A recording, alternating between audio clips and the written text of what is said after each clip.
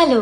So तुमचं बाळ जर 6 महिन्याचं असेल किंवा 6 महिन्यापेक्षा मोठं असेल तर तुमच्या बाळाच्या जेवणात लवकरात लवकर दही किंवा कुठलंही फर्मेंटेड फूड ॲड करायला लागा. ऑफकोर्स दही किंवा फर्मेंटेड फूड हे ॲलर्जन्स आहेत.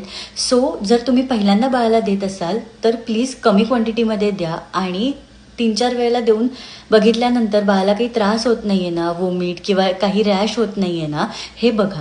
आणि जर बाळाला या दोन्ही गोष्टी सूट झाल्या तर प्लीज बाळाच्या आहारात, बाळाच्या जेवणात हे इन्क्लूड करायला लागा. का हे इतकं इम्पॉर्टंट आहे? बिकॉज दही आणि फर्मेंटेड फूड हे प्रोबायोटिक्स आहेत. आता प्रोबायोटिक्स म्हणजे काय? तर गुड बॅक्टेरिया जो आपल्या प्रत्येकाच्या शरीरात असतो आणि जो आपल्याला डायजेशनसाठी किंवा आपलं गट हेल्दी ठेवण्यासाठी, ब्लोटिंग होऊ नये, गॅसेस होऊ नयेत म्हणून मदत करतो. सो प्लीज लवकरात लवकर दही किंवा फर्मेंटेड फूड बाळाला इंट्रोड्यूस करा.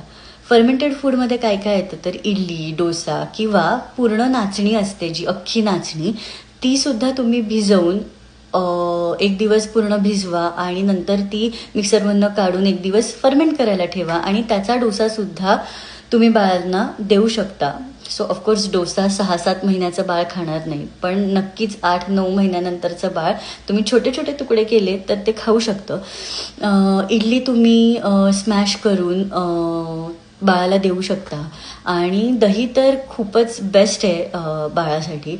तर प्लीज लवकरात लवकर हे बाळाला इंट्रोड्यूस करा, कारण हे बाळाच्या डायजेशनसाठी, गॅससाठी खूप खूप खूप चांगलं आहे.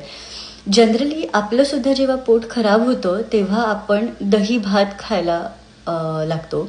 सो दही भाताने आपलं पोट बऱ्यापैकी लवकर बरं व्हायला मदत होते.